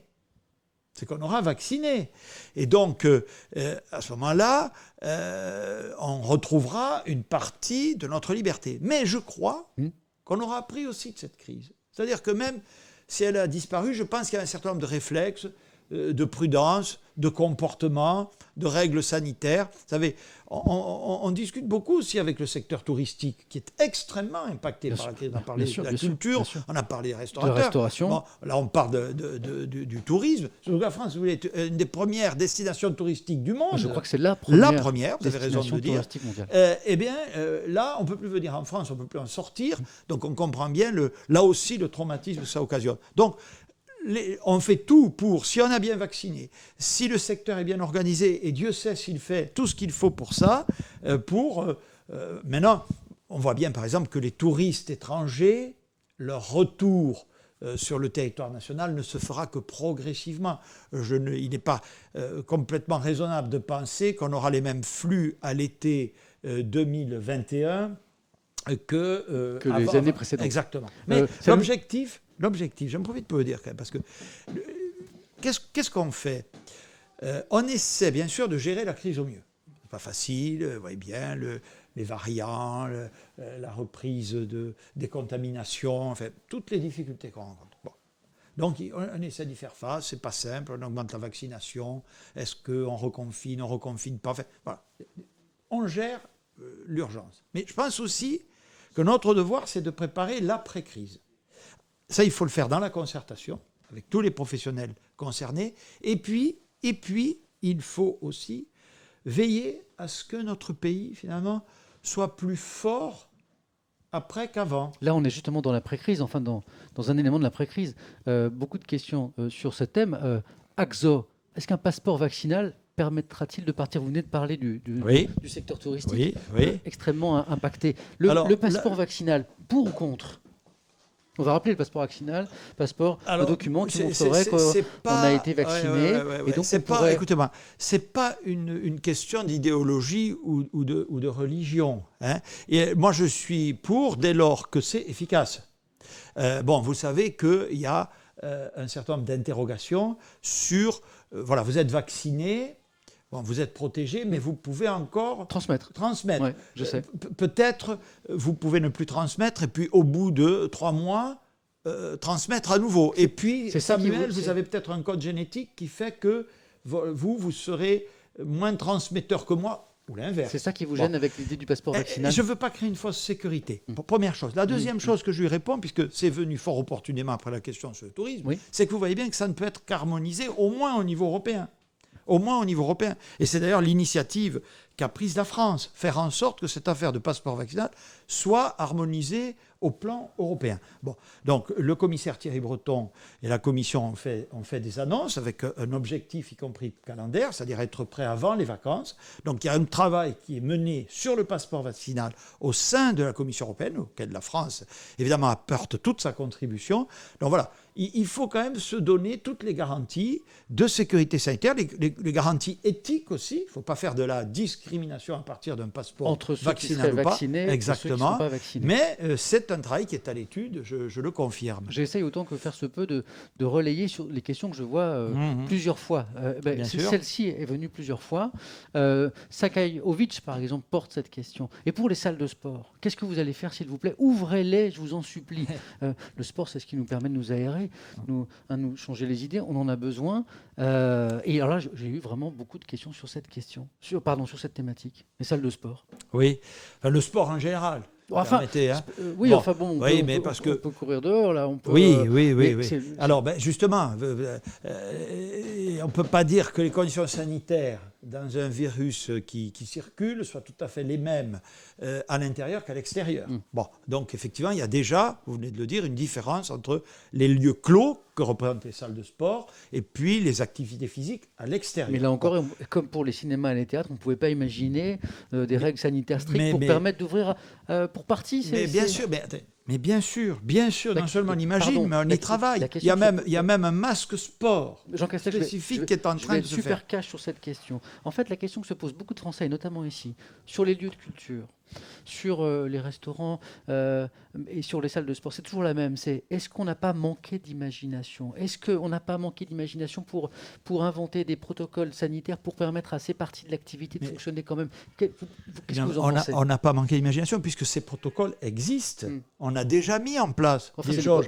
Les lieux de culture qui ne permettent pas leur ouverture. Les lieux de culture ont été à un moment donné ouverts avec des gens. Mais c'est pas un problème de manque d'imagination, c'est un niveau de pression épidémique. Elle est encore trop élevée pour que nous puissions passer à l'étape suivante. Cette étape est préparée, nous la souhaitons, mais il faut encore un peu de patience. Si je puis me permettre, je trouve que c'est pour ça que ce rendez-vous est intéressant. Parce que vous savez, cette question, moi, on me la pose au quotidien dans mes échanges avec la communauté. Et on a l'impression que beaucoup de gens se la posent et qu'on ne répond jamais. Là, vous venez de dire, écoutez, c'est pas parce qu'on manque d'imagination, c'est clair, c'est pas parce qu'on manque d'imagination, c'est parce que la situation sanitaire ne le permet pas. Voilà. Absolument. Vous répondez à une question que je lis tous les jours. Voilà, ce que nous disent aussi les médecins scientifiques, c'est que dans une salle de sport, c'est pour ça que je parlais de la pratique de l'activité. D'abord, il y a intérieur-extérieur. Chacun comprendra qu'il y a sport individuel et sport collectif. Quand il y a des contacts, c'est pas tout à fait la même chose. Le sport, ça peut être de la sueur, il y a des vecteurs de transmission du virus qui sont plus forts. Donc nous en tenons compte et nous adaptons là aussi les dispositions qu'on prend en fonction de cette réalité sanitaire. Bon, du coup, il y a beaucoup de questions sur le passeport sanitaire qu'on vient d'évoquer, mais je crois que vous avez été clair sur la question, vous interrogez sur la pertinence de ceci. Ok, je remonte les questions, mais je veux poser les questions qui me semblent les plus pertinentes. Donc pour cela, il faut en lire quelques-unes. Ah oui, la dette. Fazer Schott me pose la question, et je l'ai vu poser à plusieurs reprises. Et la dette de la France, on fait comment? Les jeunes partent avec un boulet au pied. Ouais. Alors, c'est l'un des éléments un peu anxiogènes de tout ça, parce que, oui, on a soutenu l'économie, on a dépensé des milliards pour protéger, et c'est bien normal, la santé des gens. Alors évidemment, ça crée une dette sans précédent. Vous connaissez le débat sur est-ce qu'on doit l'annuler ou pas. C'est pas la question. C'est comment on va rembourser cette dette, puisqu'a priori, du côté du gouvernement, on nous dit aujourd'hui une dette, ça se rembourse. C'est ce que j'ai entendu. Oui. Pas que du côté du gouvernement. Une dette, ça se rembourse. Là aussi, vous voyez, je faisais allusion tout à l'heure à la démagogie. Enfin, on pourrait faire croire des choses aux gens qui ne se réaliseront pas, pour les rassurer. J'explique juste, certains économistes, ces dernières semaines, ont expliqué qu'on pouvait imaginer une annulation de la dette. C'est pas votre avis? Oui, il n'y en a pas beaucoup. Il y a des dispositifs ou des propositions pour la cantonner, c'est-à-dire pour l'isoler, pour la décaler dans le temps, etc. Mais l'annuler, les propositions sont quand même rares. Je ne dis pas qu'elles n'existent pas, mais en tout cas, il est de mon devoir de vous dire que je pense que ça n'est pas possible. Et une fois qu'on a dit qu'il faut la rembourser, comment on va la rembourser? D'abord, quand même, bien dire à ceux qui disent on a bien fait de s'endetter. On a bien fait. Ne pas prendre les mesures qui sont coûteuses et qui justifient cet endettement nous aurait conduit dans une situation encore plus dramatique. Mais là-dessus, les gens sont d'accord avec vous, il n'y a pas de question là-dessus. Je voulais juste préciser, vous avez dit, on a sauvé l'économie, Samuel. On a surtout sauvé le pouvoir d'achat.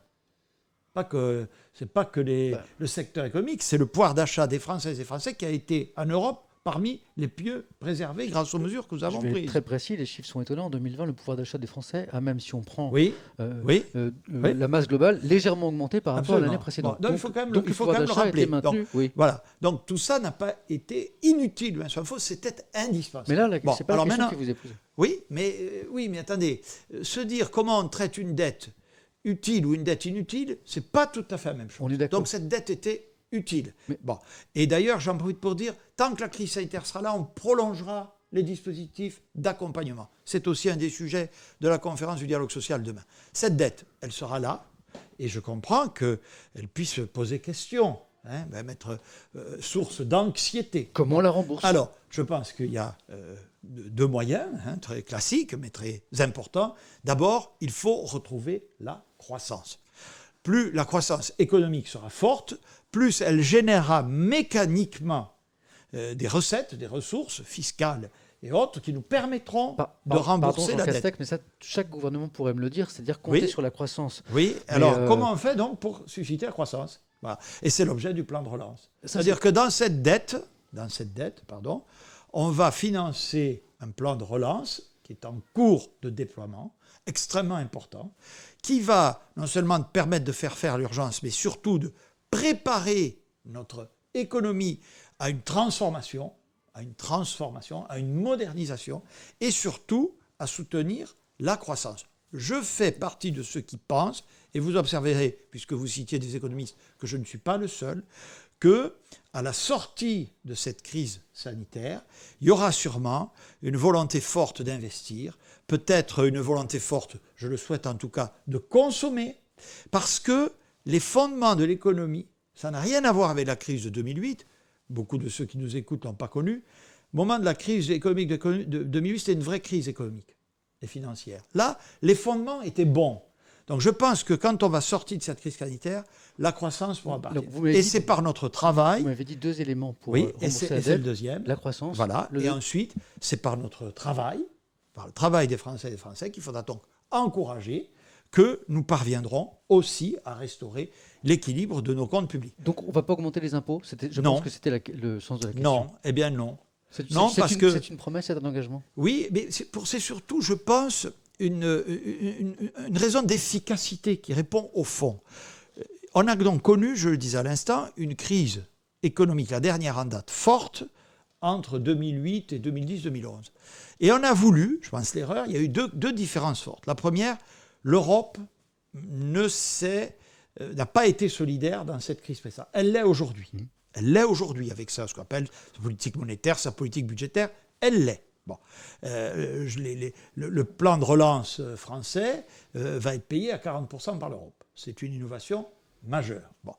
Donc, et surtout, la deuxième erreur qui avait été faite à l'époque, c'est qu'on a voulu tout de suite prendre des mesures d'austérité et d'augmentation forte des impôts pour rembourser la dette et les déficits qui s'étaient creusés du fait de la crise, exactement comme aujourd'hui. On sait que ça a été une erreur. Nous serions coupables de recommencer. Donc, l'accroissement des impôts et de ce qu'on appelle les prélèvements obligatoires n'est pas une bonne solution. Je reviens à la crise sanitaire parce que tout à l'heure, vous le disiez, une des raisons peut-être de la fracture entre les Français et la classe politique, c'est les promesses non tenues, c'est la démagogie.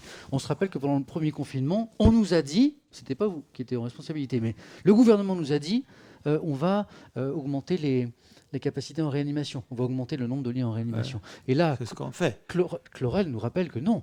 La capacité en réanimation, elle n'a pas augmenté comme on nous a promis qu'elle allait augmenter. Ça, c'est une promesse qui n'a été pas tenue. Si. On va expliquer, mais si. Mais les chiffres correspondent pas du tout à ce qui avait été promis. Je ne sais pas à quoi vous faites allusion, mais d'abord... On a augmenté, on a promis, pendant le premier confinement, l'exécutif a promis une augmentation des capacités de lits en réanimation. Cette promesse n'a pas été tenue. On a dit, monsieur, écoutez-moi, qu'on augmenterait les lits de réanimation, ce qu'on fait encore aujourd'hui. Il y a les capacités normales de la réanimation qui sont calées pour des périodes hors crise. Et que fait-on ? On transforme des lits d'autres services, c'est ce que je vois tous les jours, pour accueillir des malades graves de la Covid. Mais ce n'est pas du tout ce qui avait été annoncé pendant le premier confinement. Les chiffres étaient beaucoup plus importants. Non, 10 000. On pourra vérifier. Mais on pourra le vérifier, absolument. Mais ce n'est pas créer des lits de réanimation nouveaux pour une raison extrêmement simple. Pour créer des lits de réanimation nouveaux sans toucher aux autres, il faut recruter des médecins anesthésistes réanimateurs. C'est ce qui avait été promis. Mais savez-vous combien de temps il faut pour former un médecin anesthésiste réanimateur ? Non, mais je ne dis pas que c'est simple, mais je dis dans ce cas-là, il ne fallait pas le promettre. Mais on n'a pas. Mais là, je suis formel. Mais même, c'est ce qui a été dit. C'était peut-être une promesse inconsidérée. Non. Ce qui a dit, c'est ce qu'on fait toujours, c'est passer du nombre de lits autour de 4000 de réanimation normaux. On peut aller jusqu'à 6, 8, 10 000, mais on ne crée pas de la ressource médicale en plus, on transforme d'autres services pour accueillir les malades Covid, et du coup, ça se traduit par de la déprogrammation, c'est-à-dire par d'autres pathologies qui, malheureusement, ne sont pas soignées. Mais si cela a été, parfois on me pose souvent cette question, compris comme on va créer des spécialistes de réanimation, c'est une spécialité extrêmement technique. Vous nous dites qu'on a mal compris la promesse.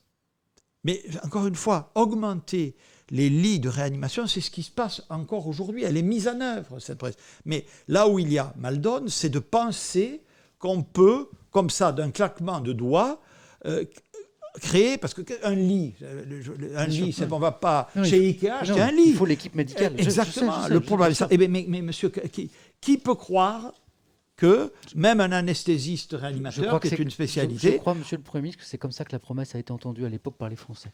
Oui, mais en tout cas, ce que je peux vous dire, c'est que les hôpitaux font tout ce qui est en leur pouvoir pour accueillir les malades au-delà des capacités normales de la réanimation, et que par ailleurs, on a engagé un mouvement de fond avant même que la crise sanitaire ne soit terminée, puisqu'elle ne l'est pas encore, pour réarmer notre système hospitalier. Ça s'appelle le Ségur de la santé. On l'a fait l'été dernier pour les personnels. Je viens d'annoncer une enveloppe de 19 milliards dédiée à l'investissement hospitalier.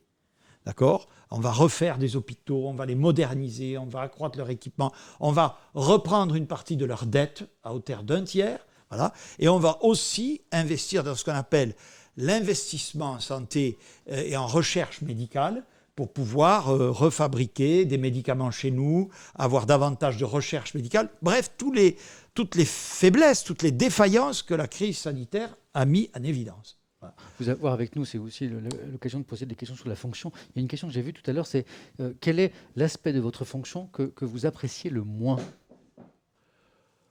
Forcément des choses qui vous plaisent moins que d'autres. La curiosité, elle est compréhensible, c'est un métier à part. Il y a un Premier ministre, donc le job, il n'est pas connu. Quelle est la fonction, l'aspect le moins sympa dont vous passeriez bien ? Écoutez, franchement, je vais vous dire, tous les jours, c'est une fonction très difficile, mais tous les jours, je m'y donne à fond. je fais vraiment tout ce que je peux pour mon pays, dans des circonstances extrêmement difficiles. Voilà, bon, je ne vous dirai pas, c'est un travail considérable, c'est beaucoup de stress, mais voilà, je le gère du mieux de mes possibilités. Et voilà, donc je suis tourné vers l'action. Vous avez l'impression parfois que les Français sont trop sévères et injustes ou pas? Oh, et disons que les Français, je les comprends, sont impatients. Ils sont, je le disais tout à l'heure, atteints par la lassitude de cette crise sanitaire. Évidemment, ils préféreraient qu'on rouvre et qu'on les laisse vivre normalement. Moi aussi, je le préférerais de beaucoup. Tout le monde? Bon, tout le monde, vous avez raison. Bon, malheureusement, c'est pas possible. Donc, voilà, il faut savoir prendre patience et prendre les bonnes décisions au bon moment. Vous avez parlé de lassitude à l'instant. Il y a une question tout à l'heure qui était intéressante. Vous parliez il faut préparer l'après, Ouais. il faut se projeter. Qu'est-ce qu'imagine le gouvernement justement pour soutenir, accompagner psychologiquement les Français qui vont sortir pour certains très meurtris de cette crise? Est-ce que vous avez déjà des dispositifs, des pistes de réflexion? Alors, nous avons effectivement des indicateurs qui montrent que, on va dire, la santé psychologique d'un certain nombre de nos concitoyens, et c'est tout à fait normal, s'est dégradée avec cette crise. Bon. Olivier Véran va d'ailleurs présenter prochainement, le ministre de la Santé, des mesures. On a pris des dispositions en particulier pour les étudiants, d'accord, pour améliorer les consultations psychologiques pour les étudiants. Pour les étudiants, puisqu'il y avait, on l'a évoqué tout à l'heure, des difficultés particulières. Et là, on va présenter un plan pour essayer de faire mieux face encore aux difficultés que ressentent un certain nombre de nos concitoyens. Là, il y a un plan de préparation tout à fait, sur la santé mentale. Sur ces questions. Je remonte les questions. Monsieur le Premier ministre, le temps passe toujours très vite quand on échange. Là, nous sommes ensemble depuis 1h20. Est-ce que vous avez encore un petit peu de temps pour nous? Jusqu'où voulez-vous rester avec nous ce soir? 10 minutes, jusqu'à 19h30. Très bien. Voilà. Dépêchez-vous de poser vos questions. Enfin, je dis ça en même temps. On a des milliers, des dizaines de milliers de questions. Alors, je sais que ça crée beaucoup de frustration, évidemment. J'essaye de prendre celles qui reviennent le plus souvent. Attendez, remontons un petit peu. Les étudiants, on en a parlé ensemble déjà, mais quelqu'un nous rejoint peut-être en cours d'échange. D'accord. Oui. On a parlé de la réforme des institutions. Vous nous avez dit que, effectivement, pour vous, le problème n'était pas au niveau des institutions. Alors oui, c'est intéressant parce que on est oui, mais celle-ci aussi, regardez. Là, on est sur les réseaux sociaux, on est sur Twitch. Monsieur Castex, bonjour, nous dit One Huntsman. Il y a moins d'un an, vous aviez dit que débattre avec des pseudos, c'était faussé sur les réseaux sociaux. Vous avez même comparé les réseaux sociaux avec le régime de Vichy. C'est une phrase qui a beaucoup interpellé dans les milieux des réseaux sociaux. Vous retrouvez ici maintenant en terre de pseudo. One Huntman, c'est un pseudo. C'est vrai que vous avez déclaré que les pseudos, vous trouvez ça... les propos étaient très très forts, puisque vous avez évoqué le régime de Vichy. Vous êtes toujours sur cette position ou pas? Parce que vous voyez que là, le pseudo n'empêche pas l'expression d'une idée...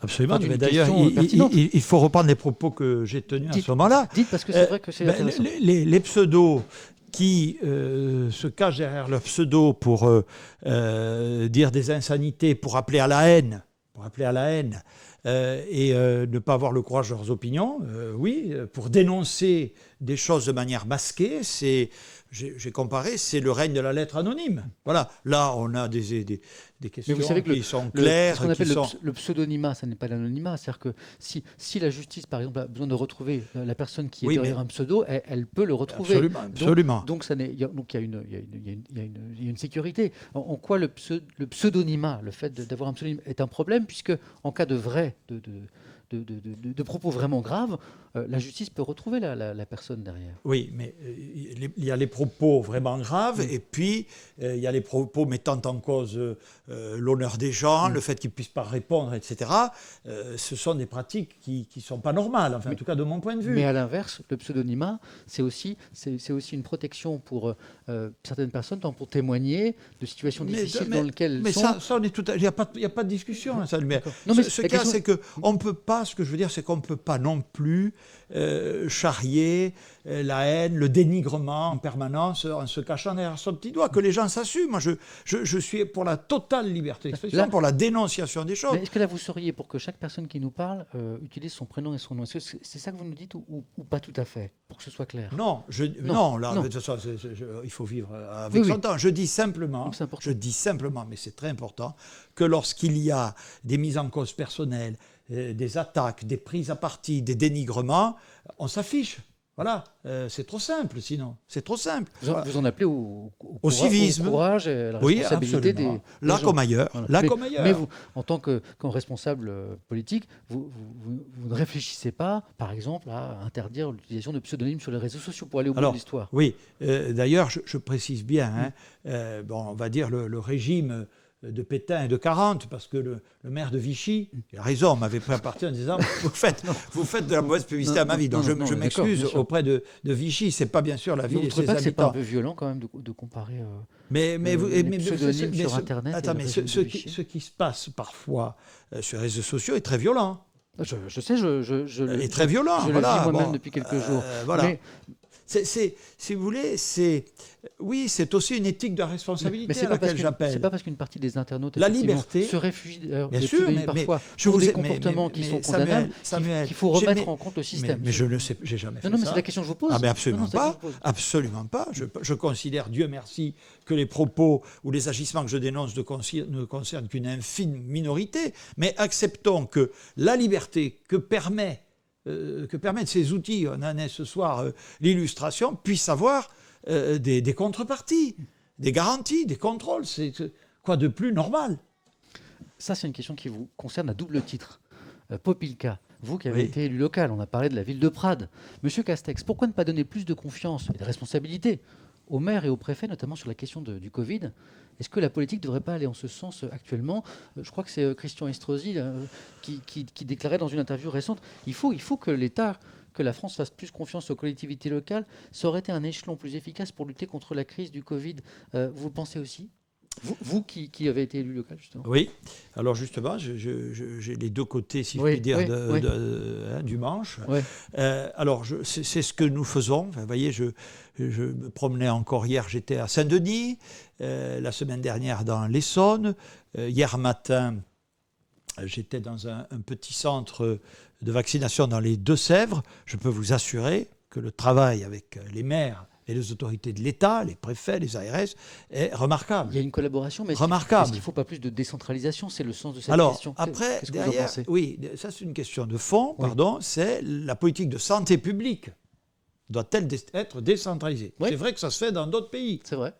C'est vrai que ça se fait dans d'autres pays. En Allemagne, avec les Länder, par exemple. Oui, en Allemagne, en Espagne, en Italie, il y a plusieurs pays. Moi, là-dessus, j'ai une position extrêmement réservée, c'est-à-dire je ne suis pas favorable à la décentralisation de la politique de santé et d'assurance maladie. Ça ne veut pas dire...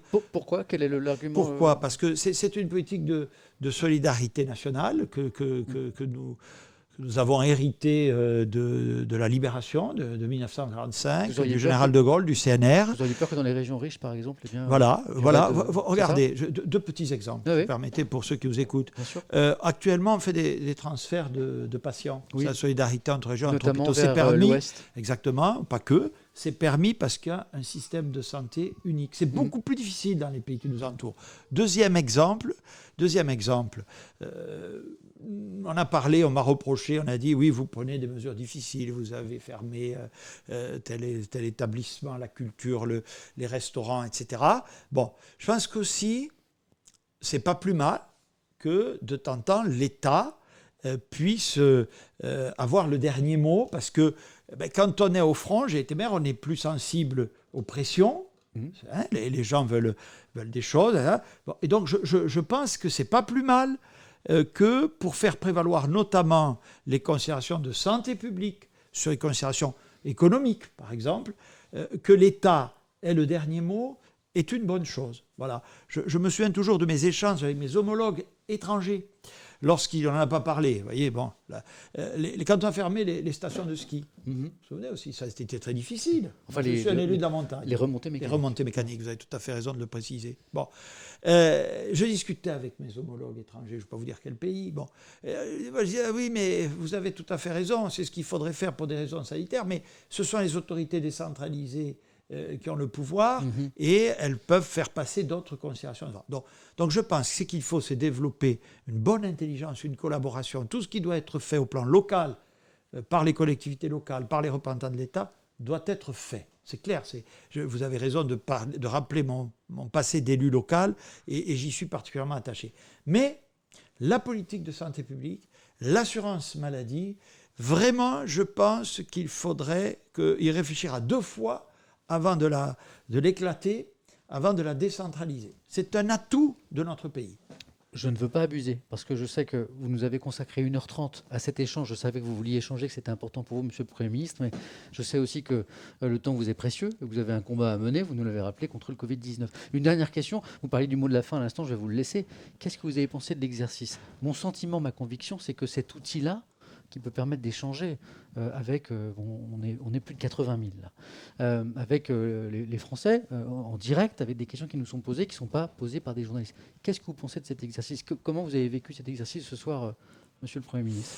Écoutez, moi ce que je voulais, en répondant à votre invitation dont je vous remercie, c'est encore une fois de parler avec des personnes qui, d'après ce que je comprends, forcément